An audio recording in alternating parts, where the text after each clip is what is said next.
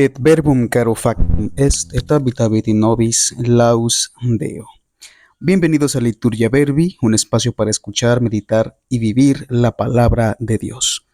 Que el verbo de Dios nos transforme. Soy Sergio y te acompaño en este momento de escucha y contemplación.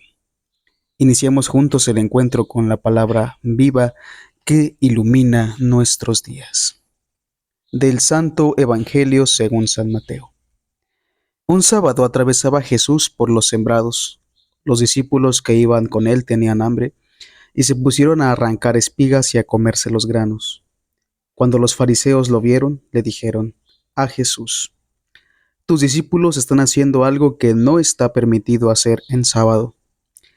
Él les contestó: ¿No han leído ustedes lo que hizo David una vez que sintieron hambre él y sus compañeros?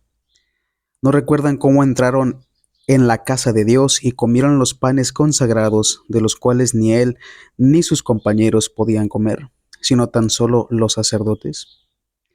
Tampoco han leído en la ley que los sacerdotes violan el sábado, porque ofician en el templo, y no por eso cometen pecado. Pues yo digo que aquí hay alguien más grande que el templo. Si ustedes comprendieran el sentido de las palabras, misericordia quiero, y no sacrificios, no condenarían a quienes no tienen ninguna culpa. Por lo demás, el Hijo del Hombre también es dueño del sábado. Palabra del Señor, gloria a ti, Señor Jesús. Antes de iniciar esta reflexión es importante dar un poco de contexto. ¿Quiénes son los fariseos y por qué se descansaba el sábado? Los fariseos son un grupo de personas, o eran un grupo de personas en los tiempos de Jesús.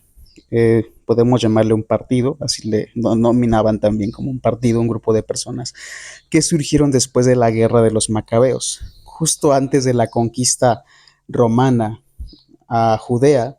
Anteriormente, unos cuantos siglos, unos 100 años aproximadamente antes de que naciera Jesús, Judea estaba sometida por los griegos.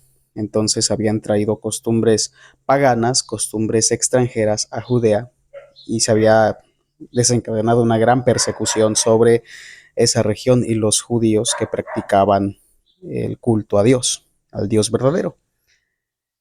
Una vez terminada la guerra, de la cual los judíos salen victoriosos de la mano de Judas Macabeo, por eso el libro de los Macabeos narra todas estas historias.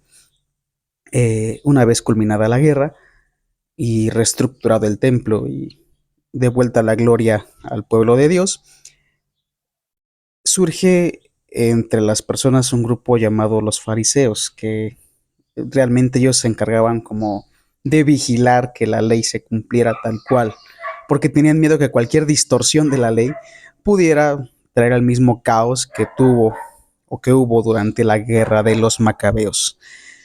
Entre esta ley pues se encuentra el descanso del sábado, porque pues Dios crea al hombre en el sexto día y le manda que descanse ese día.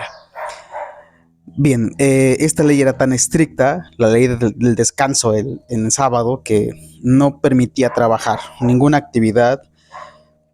Incluso los pasos estaban contados, ¿no? Los pasos que una persona podía dar en sábado estaban incluso contados. El sábado era un día santo dedicado al descanso y a la oración. Incluso los alimentos que se consumían ese día tenían que ser preparados con anterioridad. Entonces sí era algo pesado un poco. Jesús no niega la ley. Ya entrando a la reflexión, Jesús no niega la ley, pero revela el verdadero sentido de la ley, que es opuesto al legalismo religioso de los fariseos. Incluso dentro de la ley y la escritura hay excepciones cuando la vida humana está en juego. Entendámoslo así. Hay religiones que no son cristianas, son realmente fundamentalistas en la Biblia, pero no son cristianas, que impiden trasplantes de órganos o sangre a sus miembros. Entonces, pues mucha gente ha muerto debido a que la ley, según la que ellos interpretan en las escrituras, impide que haya ese tipo de actividades como trasplante de órganos y transfusiones de sangre. Entonces, es un ejemplo de legalismo religioso. Hay personas que llegan a morir por no poder recibir algún órgano o una transfusión de sangre, Y es donde la ley tiene que hacerse flexible, porque la ley no está por encima de la vida humana. Dice Jesús en otro pasaje de la Escritura, la ley se hizo para el hombre y no el hombre para la ley.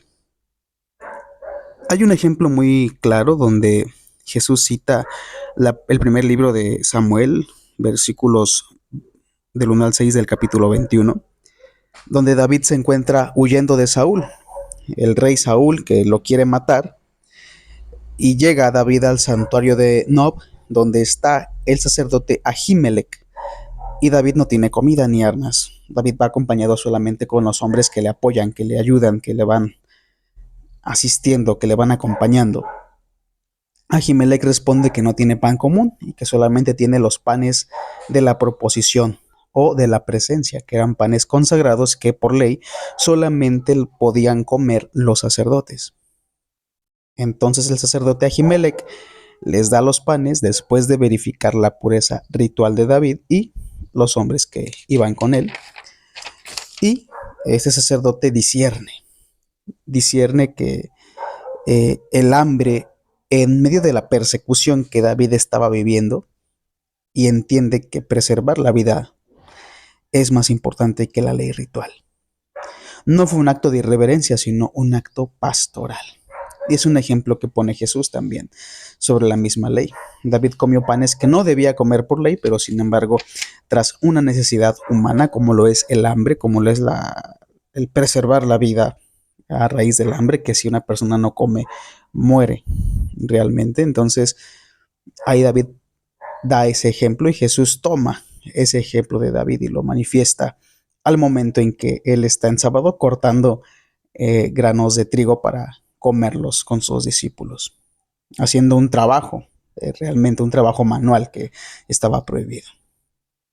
Los sacerdotes, incluso pone otro ejemplo más adelante, hablando de los sacerdotes, que ellos pues incluso en sábado tenían que asistir en el templo, encendían fuego, sacrificaban animales y cambiaban los panes consagrados.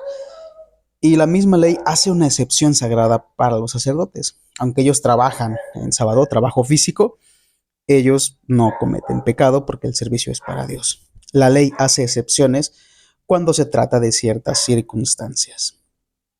Y dice Jesús, aquí hay alguien más grande que el templo. Evidentemente, Jesús es hijo de Dios, Jesús es el Mesías, y Él es más grande que el templo. El servicio para Él es aún más grande porque Él es Dios mismo. Entonces, nos habla de su autoridad. También para continuar con esta enseñanza, Jesús vuelve a citar las palabras, especialmente Oseas capítulo 6, versículo 6. Misericordia quiero y no sacrificios. Este pasaje de la Escritura en el Antiguo Testamento es muy especial porque nos habla de que practicar la ley sin amor no tiene ningún sentido. Dios no quiere cristianos que solo cumplan por cumplir y recen solo por repetir. Quiere que sus hijos se parezcan a Él, sean compasivos, justos y fieles. El sacrificio sin corazón no vale, eso es lo que dice Oseas.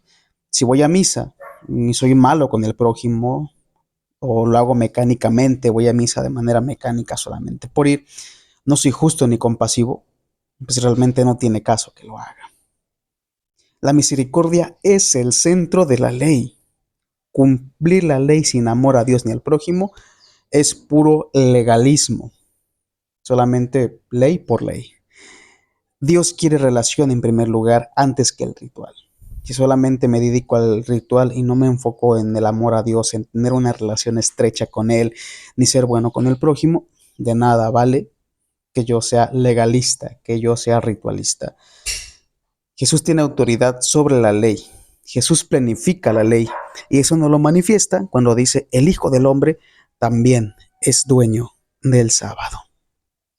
Así que entendamos que la ley no es inflexible. La ley tiene sus flexibilidades cuando las necesidades humanas entran en juego, porque la ley se hizo para el hombre y no el hombre para la ley. Y esto es maravilloso porque nos enseña que tenemos que, sí, claro, cumplir con los preceptos, los rituales, realizar actividades religiosas, rezar un rosario no está mal. Lo malo es hacerlo de manera mecánica y más aún utilizar esa ley mecanizada para condenar a otros cuando ni siquiera nosotros podemos sentir ni vivir la esencia de la ley. Si te ha gustado esta reflexión, da like a este video y compártelo para que el mensaje de Dios llegue a más personas y toca la campana que te avisará cada vez que haya nuevas reflexiones. Gracias por acompañarme en este espacio de escucha y contemplación. Que la palabra de Dios que hoy hemos meditado nos guíe, nos transforme y nos salve. Nos encontramos en el próximo episodio. Hasta entonces y siempre, paz en el Señor. Et verbum caro factum est, et habitavit in nobis laus Deo.